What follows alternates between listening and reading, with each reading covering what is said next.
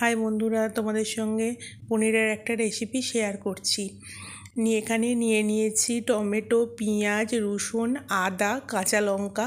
তার মধ্যে দিয়ে দিচ্ছি জিরে গুঁড়ো, ধনে গুঁড়ো, পনিরের মশলা, হলুদ, গরম মশলা, পরিমাণ মতো নুন আর জল দিয়ে একসঙ্গে মিক্সিতে বেটে নেব।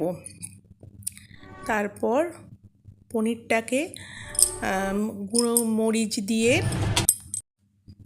মরিচ দিয়ে নুন দিয়ে হলুদ দিয়ে মাখিয়ে রেখে দিয়েছিলাম। তেলে সেটাকে ভেজে নিলাম। এবার তেলে দেব গরম মশলা, গোটা গরম মশলা দিয়ে দিয়েছি বা একটু বাটার দিয়ে দিয়েছি। তারপর ওই মিক্স মশলাটা দিয়ে দিয়েছি।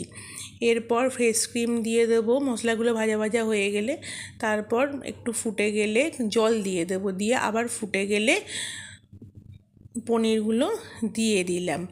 এইভাবে একটু নেড়ে নিয়ে লাস্টে একদম কসুরি মেথি দিয়ে দেবো। এটা হচ্ছে ফাইনাল লুক পনিরের।